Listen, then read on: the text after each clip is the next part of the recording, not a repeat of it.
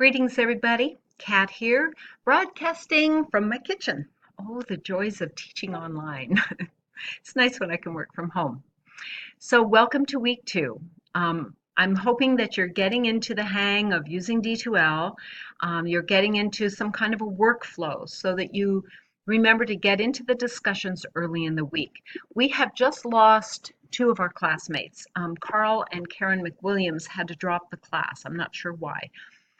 Which means that with fewer students, it's more difficult if I'm the only one who's posting on the discussion thread on Monday or Tuesday, nobody is replying to me, then I'm sitting around and I can't post on 3 different days. So remember, you're expected to be in the discussions on 3 different days every week. So get in there early. Get in there on Sunday or Monday. All right, let's move on. I'm going to move myself over.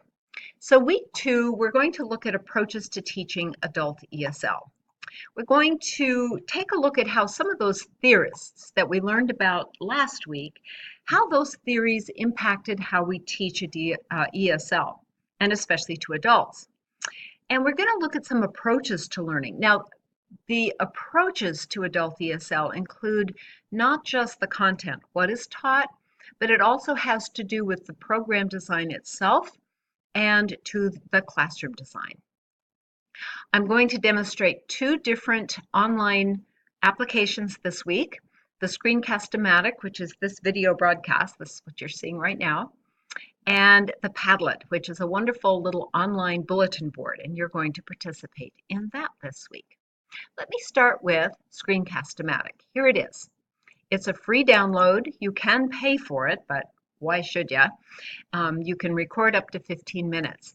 You can see that I'm using a headset, and it's just because I think that the microphone on the headset is better than the microphone on my computer. But I'm just using my computer's camera.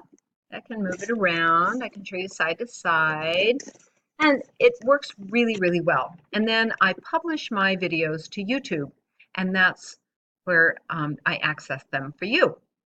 I can make myself go full screen like this if I have a big sign I want to show you. I can do the little thumbnail, which you've just seen, or I can take myself out of the picture completely, which is what I'm going to do now for the rest of this video cast. So think about setting up a Screencast-O-Matic account. It's a great way to do short little video lessons. Let's look back to week 1. Oh, the good old days, right? We looked at some learning theorists like the behaviorists, Pavlov and Skinner and Thorndike, who believe that learning is predictable and it's just a response to stimulus. Pavlov got a dog to drool when it heard a bell. Thorndike put cats in boxes and they learned to open a little door when there was food.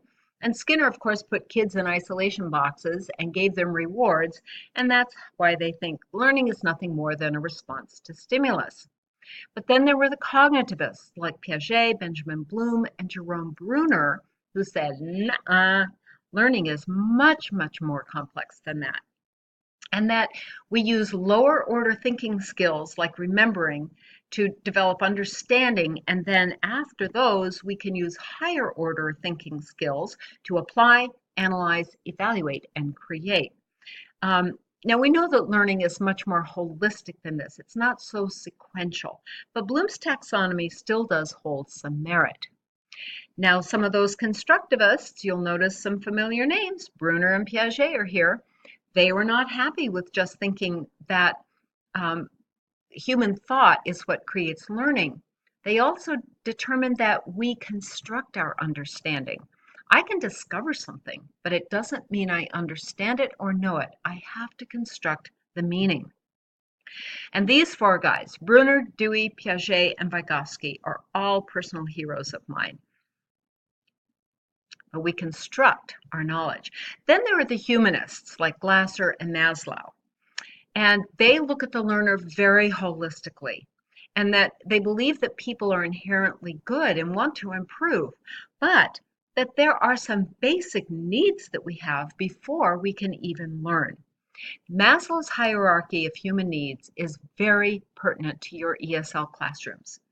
That if our physiological needs are met, we have clothing, we have food, we have housing, we're comfortable, and we feel safe, then we can learn. But if those two bottom parts of that pyramid are not present or they're compromised, it's very unlikely I'm going to have good, solid social relationships. I'm not going to feel very good about myself, and I'm probably never going to achieve my goals. We learned a lot about Malcolm Knowles last week, still a hero of mine. We learned about his characteristics or his assumptions about adult learning and those principles of andragogy. And Noam Chomsky, who determined that we have a language acquisition device in our brain that allows us to learn language. We're the only species that has language like ours that is spoken and written. And then Stephen Krashen. A lot of people, there are some Krashen bashers out there, but so much of what he believed and put forth is still so pertinent in our classrooms, especially the effective filter hypothesis. When that effective filter is down, when we feel comfortable, we've been fed, we've had some sleep, we feel safe, we feel welcomed and respected, we are open for learning. But when we feel anxious, fearful, stressed, fatigued, the effective filter goes up and learning can be blocked. Now, I got to see Stephen Krashen some years ago in Denver, and he said something about his input hypothesis that I thought was very profound. But if you want to know what it is, you have to solve a puzzle. So go to D2L and click on Krashen's picture. You learned a little bit last week about developing oral discourse, both the BICS and the CALP. BICS is our social language, CALP is our academic and workplace language, or scripts for school and work. We want to be developing both of these types of discourse, and students need to understand when each is appropriate so that they're not going to their boss and saying, "How's it hanging, dude?" Right? That they know the difference in language registers. There's a lot of impact to the student on the classroom environment that you establish. Do they feel welcome from day one? Does everybody know each other's names? Do you, the teacher, know their names? And can you name them on site? Or do the students feel isolated or simply lost in the crowd? Okay, let's move on to week 2. The approaches to ESL include ways to teach. These are different approaches to teaching that you're going to read about this week, but can also include how the program is designed itself. What courses do they offer? Is this a full adult ed program that provides ESL with academic language that can move them up into a GED or maybe help them get a better job? Is it civics? Is it citizenship? Just how is the program designed? And then different classroom types. You can have a single level class where everybody is more or less the same level, or you can have multi-level classrooms where you maybe have 1, 2, or 3 different levels of students, and this is very, very challenging teaching. Then there's one-on-one or small group lab setting. Notice how the tutor is sitting at the table with the students rather than standing up. And here he is sitting next to the student working one-on-one. This is a very powerful dynamic. When you're working one-on-one, working in small groups, sit down with the students. And then when they're ready to be practicing on their own, you can get up and go away and be the guide on the side. We want to move away from any cookie cutter approach to education into the more learner-centered classroom, meaning that the students take an active role in the learning process. It is not your job to teach them. It's their job to learn. But when it is experiential, when they are creating, when it's dynamic and you're appealing to all of the different types of learners, then it's very meaningful.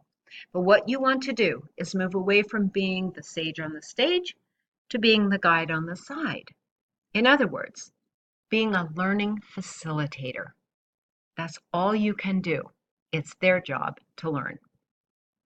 You're going to watch a short video this week about Paulo Freire. He was a very dangerous radical and was exiled from Brazil for many, many years for his political and views and his views on education, especially the idea that education could empower people who are in poverty or empower people who are oppressed to push back and take an active role in getting out of their poverty and getting out of oppression. Key term this week, schema. Schema is what you already know about a topic, your previous experience. And ways to activate their background knowledge is in your warm-up. Have students talk about a picture. What can they say? Who's in the picture? What are they doing? What vocabulary do they already know? That's vocabulary that you don't have to teach. And when you do this, when you activate their schema, you're helping to personalize the learning experience.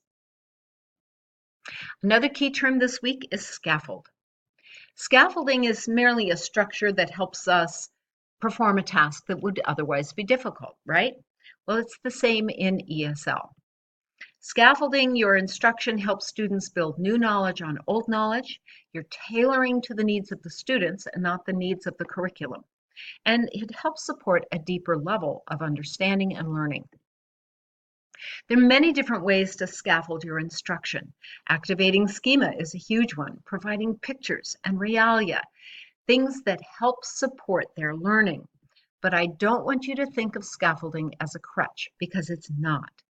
Think of it as a short-term temporary assistance that helps provide foundational skills that they need in order to be able to move up in their learning. Another key term this week is learning modalities. We generally think about the 4 modalities: the visual learners, the auditory learners, the reading-based learners, and the kinesthetic learners, the people who learn by doing. Your modality is basically how you learn best. And we are all some kind of a mixture of modalities. But when I look at this Venn diagram, I see that reading is missing. And that's because there are some educators who believe that reading is a visual activity, and it's not. Reading requires a huge cognitive load. If you think about a blind person reading with Braille, it is going through their visual cortex, but it is not a visual activity. So reading is a learning modality all by itself. Now, another way of looking at modalities are what Howard Gardner called the multiple intelligences. But again, we are all a mix.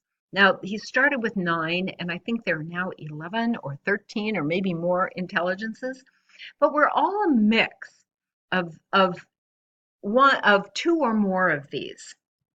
So think of us all as being a fruit salad. You, your students, everybody's a mixture of modalities. So plan to teach to all 4 modalities: visual, auditory, reading, and kinesthetic. You're going to participate in a Padlet this week. This is what it looks like. The link is in D2L. You're going to take 3 learning modality surveys about you, and then you're going to discuss that on the Padlet. You're going to tell us about the results.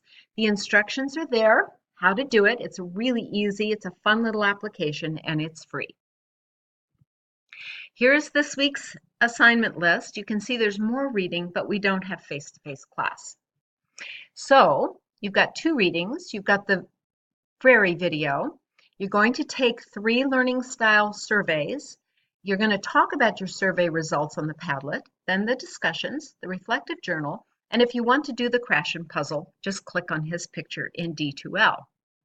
There is also a little review quiz for week 1. This is not graded, and you can take it as many times as you want to get to 100%, and it will remain open for the entire semester.